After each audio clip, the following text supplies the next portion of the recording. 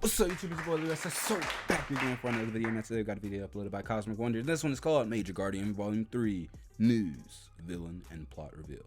I don't know why I was like in a rush to say that, but anyways, yes, we got a new video from Cosmic Wonder, aka Warren Thompson. We're about to check this out, but before we do it, y'all let me know down below in the comments how was your day. Hopefully it was pretty good, but if it wasn't, hopefully this makes it just a little bit better. Let's get it, man. Let's go.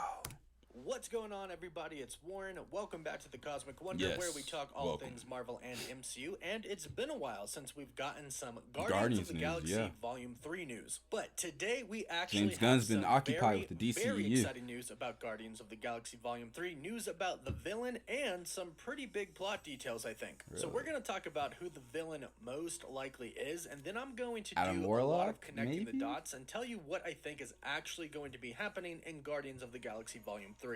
And I should warn you, James Gunn and the cast really already came out and said that people are gonna die in Guardians of the Galaxy Volume 3. James Gunn said this, and the cast said that they cried reading the script. So I think we can at least expect one death in Guardians of the Galaxy Volume 3. Yeah, I'll put your guesses down below in the comments who you think it's gonna be.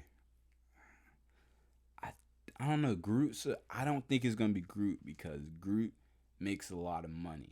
But if it is Groot, I think he's just going to be reborn anyways. So I don't think it's really necessarily Groot. It's probably going to be Drax. I'm thinking it's going to be Drax. Because I hear Dave Bautista's kind of been at odds with Disney for a little while now. So it might be Drax.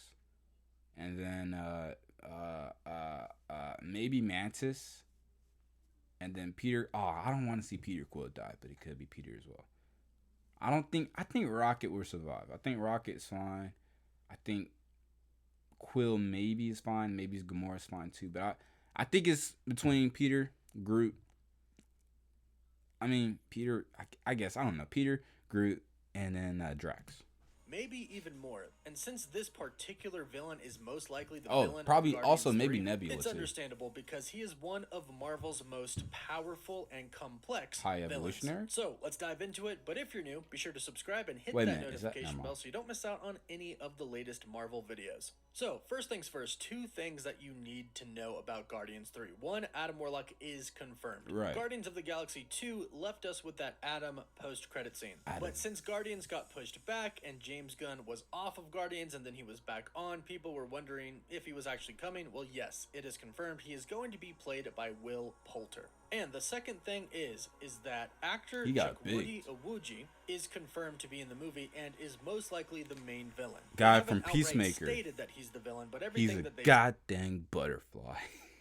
If you watch the series, you know what I mean. Said about the character leads us to believe that, yes, he's indeed the main villain. And the main villain that I believe him to be is the High Evolutionary. I was right. Okay, I second guess myself. I'll go over the origin briefly, but he is basically a god-like cosmic being. One that has gone head-to-head with Galactus himself. And it actually fits perfectly with the story of Guardians 3. And people thought he was going to be Silver Surfer. And Aisha, and the fact that Adam Warlock is coming. And we actually kind of get tied into the Scarlet Witch, which would connect Guardians to, really, Earth. Because most of what happens with the Guardians happens off Earth. But first and foremost, let's talk about what Chukwudi recently had to say about his character in Guardians 3. Now, Chukwudi plays one of the main characters in the Peacemaker series on HBO Max. The show's great, and he is great in it. And in an interview about his role with The Hollywood Reporter, he did talk about his upcoming role with Guardians. He talks about when he was first cast and about how powerful his character is. And here's what he had to say to The Hollywood Reporter. It was near the beginning of production. I knew very early. It was a crazy time. For that to be offered to me so early in production, it was a big deal for me. I think it was around April, maybe March of 2021, but we didn't do the test screen until May or something like that, so it was pretty early. James had seen enough of me at that stage to decide he wanted me to be a part of Guardians. And when asked to James Gunn. He seems like such a genuine character in Guardians, this is what he said. Powerful. Extremely powerful. Complex. James and I were talking about it, but he's certainly one of, if not the most complex character we've seen in the freaking Marvel Universe. Really? So he's deeply complex and deeply powerful, and I hope intriguing. I hope I bring that to it. Now, to me, right off the bat, it sounds like he is playing the High Evolutionary. Now, there were some rumblings that have been going on for quite some time now, stating that the High Evolutionary might be the main villain. Then, of course, we had all of those Mark Hamill rumors. Mark Hamill is going to be playing the High Evolutionary. But Mark has come out and denied those rumors. And normally, if somebody denies rumors, I would still say, well, that doesn't mean anything. But since they did cast Chuck Woody, I'm saying that Chuck Woody is going to play him and not Mark. And the High Evolutionary is complex and very powerful. But it makes a lot of sense for Guardians plot-wise, and here's why.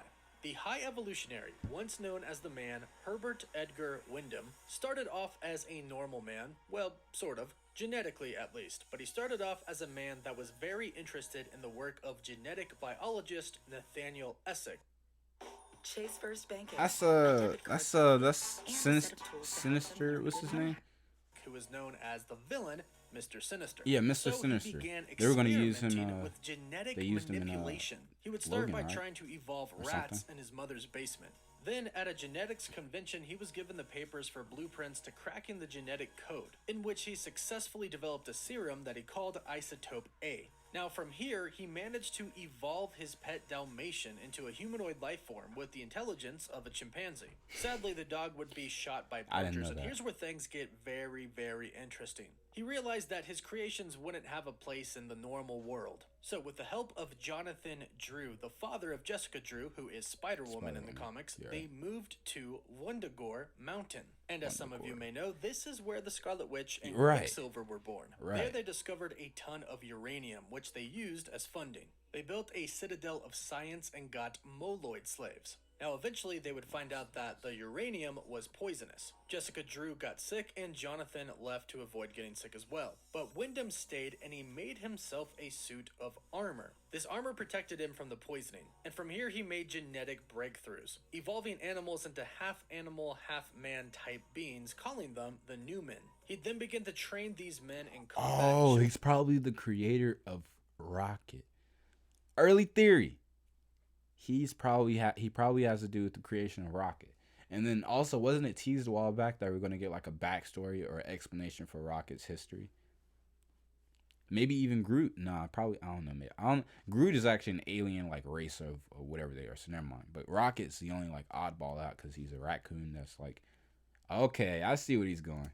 And they would be dubbed the Knights of Wundagore, and they referred to him now as the Lord High Evolutionary. Now from here, things get a little weird. Using the Darkhold, Baron Russoff attempted to use it to heal himself, but what he actually did was freed Cthulhu, the ancient elder evil god. On the same night, a pregnant woman named Magda visited the Citadel to seek refuge. Now, they managed to send Cthulhu back, but a part of Cthulhu actually touched the girl. This, of course, is Wanda Maximoff, who would later go on to have chaos magic because of this. See how it's all starting to connect? And now we'll connect it even more. He eventually converted his Citadel into a spaceship, and then he left Earth, exploring the stars with his New Men and trying to find another planet. Eventually, he did find another planet, and he tried to replicate Earth. Now, he actually had captured the Hulk at this point, but his New Men started to revolt against him, and they attacked him. Now, the High Evolutionary had a serum that he wanted to give Hulk that would advance him 1,000,000 years. But since he himself was about to die, he used it on himself to heal himself. And the result was that he turned himself into a god-like being.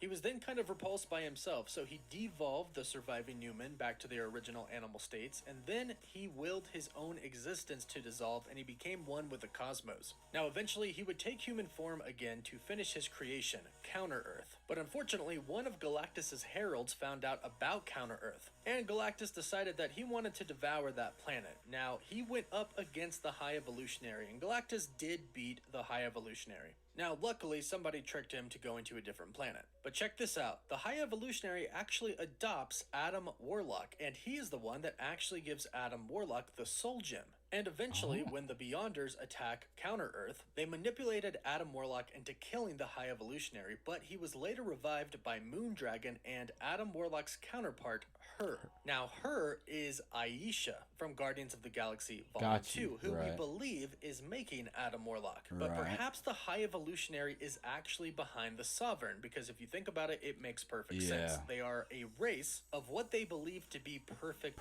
beings. In fact, they no longer procreate the normal way. They simply make their race. This kind of sounds like the High Evolutionary, since he's about genetic mutation and evolution. So that's what I like how this is all coming full circle. Guardians of the Galaxy Volume 3. I think the High Evolutionary is actually in charge of the Sovereign. I think Aisha works for him, and I think he is actually going to be the Adam Warlock is going to later betray him. And if you're wondering about this complex and ultra-powerful character, here are his powers: superhuman intelligence, telepathy, telekinesis, precognition, and cosmic awareness, matter and energy manipulation, size manipulation, and he has sentient armor, which gives him superhuman strength, durability, and vast regeneration capabilities. He's basically a god. And as you can see, he is a very complex character. Eventually, he would go back to Earth in the comics and kind of become unstable. He would kind of go crazy and kind of get evil, which is why I think they're saying that this character is complex, but also ultra powerful because he has the powers of a god, essentially.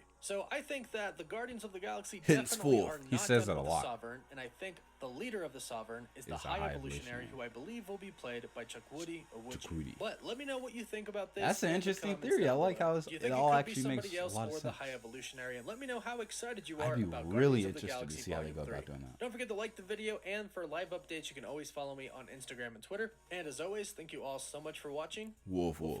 All right, Warren Cosmic Wonder has let us know here, aka Warren.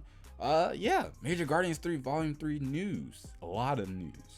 And potentially even plot elements and details. Like I said, it sounds interesting, and I like how it ties full circle to the whole Wanda thing, and then Cthulhu, and then her powers and abilities, but it also deals with the Guardians in the sense that, like, kind of like maybe they're gonna go with the whole Rocket explanation thing, and like probably he created Rocket, or you know, he was behind the creation of creatures like Rocket, you know what I'm saying? Because I'm pretty sure, I could have sworn a while back there was something saying that we're going to go back and explore Rocket's history a little bit more. And then also the creation of the High Evolutionary, the Sovereign people, then Adam Warlock, and how he kind of like fathers Adam Warlock and or adopts him. It's just all making more sense, you know what I'm saying? This is going to be interesting. And then, like I said, somebody's going to die. I'm thinking it's either going to be Peter, Drax, Nebula. I feel like I said someone else. No, not Rocket. I don't want Rocket to die. I don't want Rocket. Maybe Groot, but he'll come back. But anyways, thank you very much, Warren Thompson, for letting us know. Y'all let me know down below in the comments. What are your thoughts on all this news, man? What are your opinions, theories, and ideas? You let me know. With that being said, like, comment, share, and subscribe. Follow me on Twitch, follow me on YouTube. You can also follow me on Instagram at LeroySSSooo, same YouTube channel. They can also send me search out to. That being said, peace.